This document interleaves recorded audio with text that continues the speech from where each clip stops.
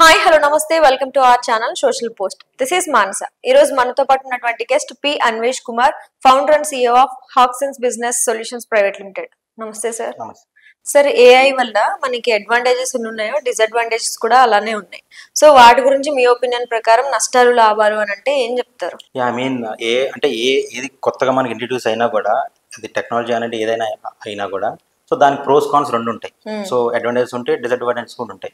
So మనం advantages గురించి ఎక్కువ మాట్లాడుకోవాలంటే, ఏదైనా టాస్క్ రిపీటేటివ్గా చేయాలన్నా, ఏదైనా టాస్క్ ఆటోమేట్ చేయాలన్నా కూడా ఏ యూజ్ చేస్తాం.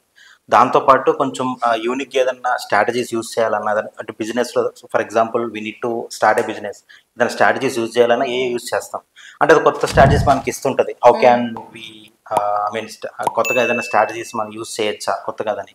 దాంతోపాటు మనకి ఈ అడ్వాంటేజెస్ గురించి వచ్చినప్పుడు ఈ రిపీటెడ్ టాస్క్ ఒకటి, ప్లస్ ఏదన్నా డేటా మనకి ఇన్ఫర్మేషన్ కావాలన్నా కూడా వీ కెన్ ఆస్క్ దెమ్. ఇప్పుడు డేటా స్టోరేజ్ ఆఫ్ ఏ రా data is we can call it as AI. మనం ఒక రా డేటా నుంచి మనకు కావాల్సిన డేటాను పుల్ చేసుకోవటమే we will make the main use of that. ఇప్పుడు చాట్ జీపీటీ ఏదైనా కూడా అదే కదా, మనకి ఏమైనా ఇన్ఫర్మేషన్ కావాలంటే మన చాట్ జీపీటీని మేము అడుగుతాం. సో హౌ అంటే మనం ఎట్లా అడిగామనేదే పాయింట్. సో అడిగిన దాన్ని బట్టి అది మనకి ఇన్ రిటర్న్ ఇస్తుంది. బట్ ఏంటంటే ఆ డేటా అంటే అది ఇచ్చిందే అది దట్ ఈస్ ట్రూ అనేది లేదు. ఎందుకంటే అక్కడ ఆల్రెడీ డేటా ఏది ఉంటేనే అది ఇస్తుంది. It is not the sky is the limit అని కాదు. సో ఏ డేటా ఉంటేనే ఆ డేటా గురించి ఇస్తుంది. సో ఈ డేటా రిట్రీవ్ చేసుకోవటం, ఏదైనా ఇన్ఫర్మేషన్ కావాలన్నా, నాలెడ్జ్ కావాలన్నా మనం దాని నుంచి మనం పుల్ అవుట్ చేసుకోవటం, ఏదైనా టాస్క్స్ ఆటోమేట్ చేయటం. ఈ డిసడ్వాంటేజ్ అనుకుంటే డేటా బ్రీచ్. అంటే మన డేటా అనేది అది సెక్యూరిటీ ఉండదు, ప్రైవసీ ఇష్యూస్ ఉంటాయి. సో ప్రైవసీ ఇష్యూస్ వచ్చేస్తాయి. తర్వాత జాబ్ మార్కెట్ ఎఫెక్ట్ అవుతుంది. సో ఎవరికి ఎఫెక్ట్ అవుతుంది అంటే, ఎవరైతే రిపీటేటివ్ టాస్క్స్ కానీ ఏదన్నా కొంచెం ఆటోమేటిక్ టాస్క్స్ ఎవరైతే ఆ కైండ్ ఆఫ్ జాబ్లో ఉన్నారో వాళ్ళకి జాబ్ ఎఫెక్ట్ అవుతుంది. ఎందుకంటే వాళ్ళ బదులు we will make AI to get automated. So ఆ టాస్క్ అనేది మనం ఏఐతో ఆటోమేట్ చేయించుకుంటాం. సో కామన్ సెన్స్ అంటే ఫర్ ఎగ్జాంపుల్ ఒక వర్క్ మనం చేయాలి, అది మనకి కామన్ సెన్స్ సరిపోతుంది. Common sense will not replace AI. AI ఏంటి, ఏదన్నా టాస్క్ చేయాలని, ఏదైనా ఇన్ఫర్మేషన్ కావాలని, లేకపోతే ఏదైనా వర్క్ చేయించాలంటే ఆల్రెడీ ప్రీలోడెడ్ వర్క్ని చేయగలదు. If you need to make to work, ముందే మనం దాన్ని ప్రీలోడ్ చేసి ఉంచుతాం డేటాని. కానీ కొంత మనం హ్యూమన్ మైండ్ యూజ్ చేసే ఉంటాయి. అది కూడా ఏఐతో ఆటోమేట్ చేయాలంటే చేయలేం. సో డేటా బ్రీచ్ అవుతుంది. తర్వాత స్కిల్స్ గ్యాప్ వస్తాయి. అంటే ఫర్ ఎగ్జాంపుల్ నేను ఒక స్కిల్ సెట్తో జాబ్లో జాయిన్ అయ్యాను. ఇప్పుడు ఏఐ వచ్చింది అనుకోండి, ఏఐతో ఏ స్కిల్ సెట్స్ అయితే కాంబినేషన్లో మనం వర్క్ చేయగలము, ఏఐని ఏ స్కిల్ సెట్స్ కాంబినేషన్గా మనం కొలాబరేట్ చేసుకొని మన ప్రాజెక్ట్స్లో చేయగలమో అది గ్యాప్ వచ్చేస్తుంది. అంటే కొత్తగా స్కిల్ సెట్స్ మనం మళ్ళీ నేర్చుకొని చేస్తేనే మనం ఏఐతో ఏదైనా ప్రాజెక్ట్స్ వచ్చినా కూడా, ఏఐతో మనం కొంచెం దాంతో డీల్ చేయాలన్నా కూడా మనకి హెల్ప్ అవుతుంది.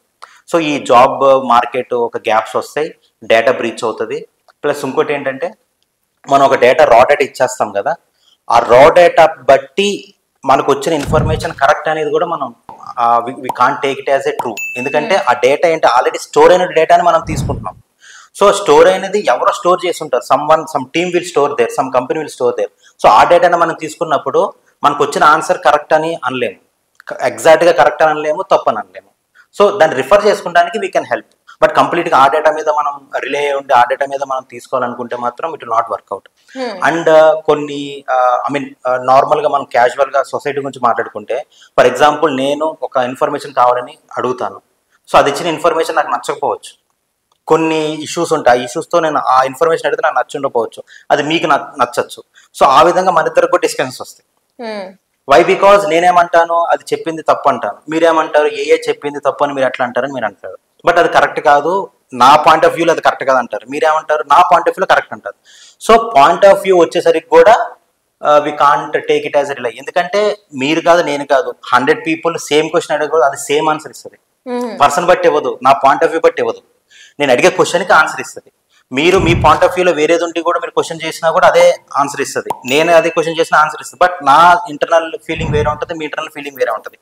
బట్ అక్కడ కూడా మా డిస్క్రిమినేషన్స్ వచ్చేస్తాయి.